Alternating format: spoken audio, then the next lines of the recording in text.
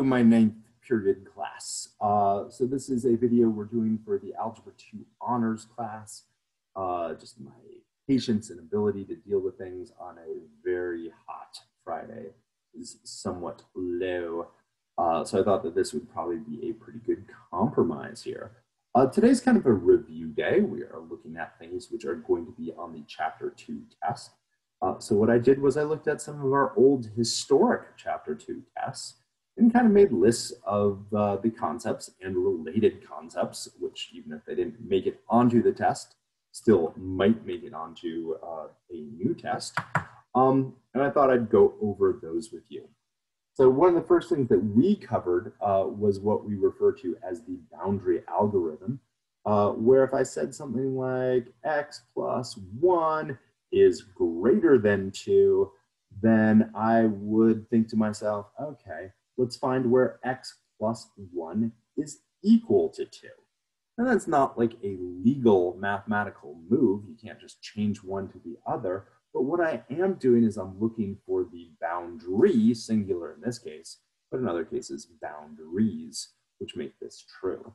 Obviously, this one's pretty straightforward, and I can solve and get x equals a positive 1. And then I draw all my different boundaries, which is just one of them, on a number line, splitting it up into different regions, and check. So something below 1 would be like 0. 0 plus 1 is 1. Is 1 greater than 2? No. I am going to put a circle here because it's not or equal to. And if I pick a number greater than 1, a lot of people are like, oh yeah, like 2. Well, 2's close. I'd rather not too close, so I'm going to try a billion. And so a billion plus 1 is definitely greater than 2. And so yeah, everything in this region is greater than 2. And there is it solved on a number line. If I wanted to write this in interval notation, I would say it starts at 1, doesn't include 1, thus the curly bracket, and goes all the way up to infinity, never includes infinity, so there is another curly bracket. More intricate ones would be like x squared minus 9 over x squared plus 5x plus 6 or something like that, where you would have to factor both the top and the bottom, x plus 3, x minus 3, I believe x plus 2, and x plus 3 again. So now I'm going to have a bunch of, and I'm sorry, I should have said, is greater than or equal to 0 or something. Greater than or equal to, or actually just equal to 0, excuse me, equal to 0. And now I have a bunch of interesting points. I've got negative 3, I've got negative 2, and I've got positive 3 somewhere over here. The discontinuities are also interesting points. So we're going to check all these regions and decide which ones they are. Notice at negative 2, and for that matter at negative 3, they've got to be open circles, and at positive 3, it's going to be a closed circle. I will leave it to you to check those regions, 1, 2, 3, and 4 of them, below negative 3, between negative 3 and negative 2, between negative 2 and positive 3, and above negative 3. Okay, one of the things on the list was interval notation, which in talking about boundary algorithm, we did. And another thing on the list is a compound inequality, something which would look like 4 is less than x, which is less than or equal to 17. Perhaps you could say my air conditioner, which I can't imagine why I'd be thinking of that right now. My air conditioner / furnace takes on if it is below 60 and above 88. I don't know, maybe 83. So it does nothing on the interval where it is 60. Maybe I'll do T for temperature. Between 60 and 83 degrees or something like that. Obviously, these could be expressions which you would have to solve for.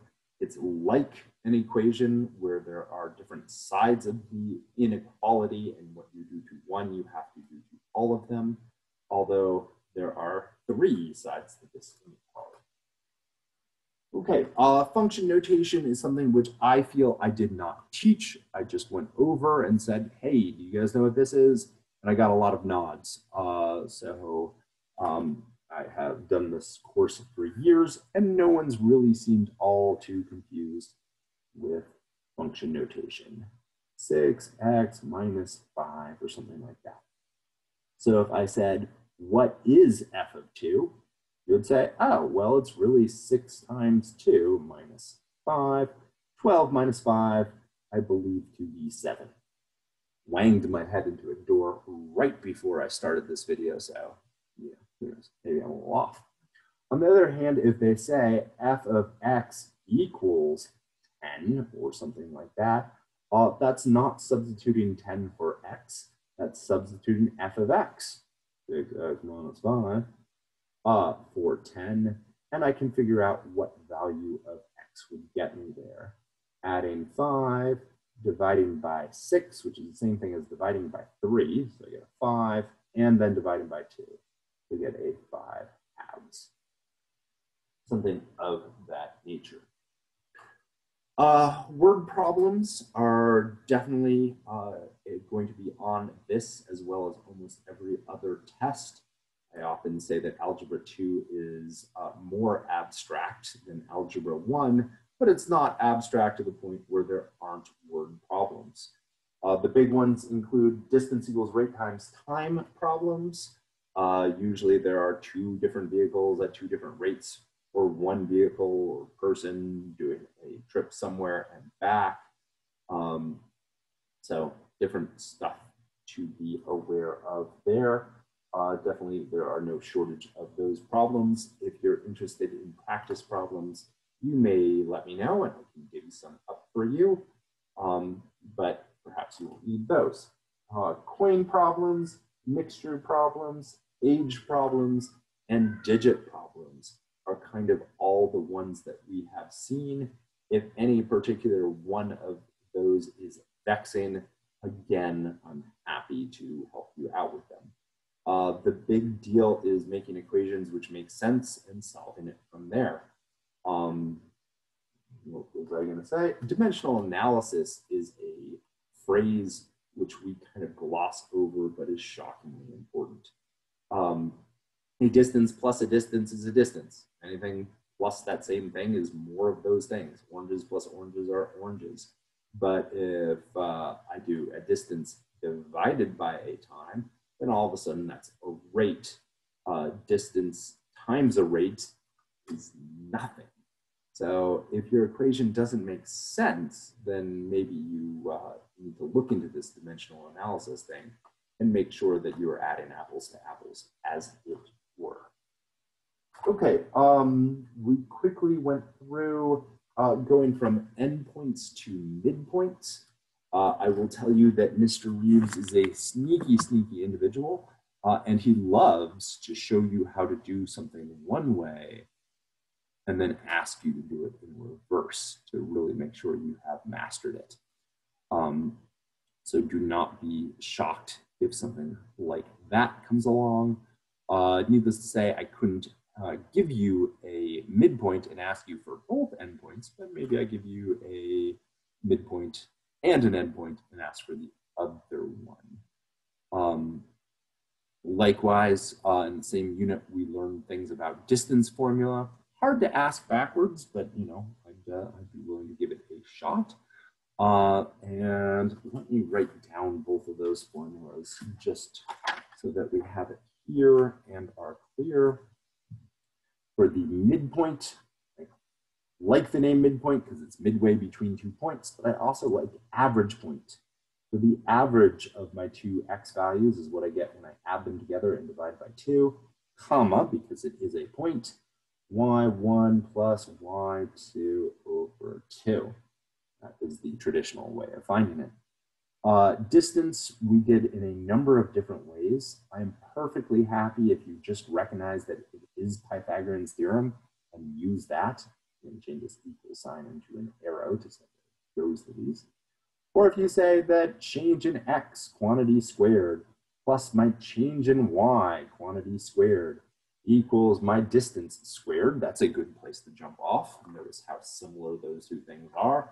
We're just saying that one leg of the right triangle is your change in x, the other leg is your change in y, and that hypotenuse is the distance that we are looking for. Yet another way of doing it is going straight for the granddaddy of them.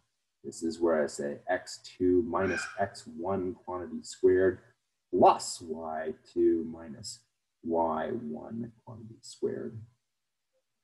I tell people that that's a little hard to memorize, mostly because they confuse it with other things. Those minuses become pluses.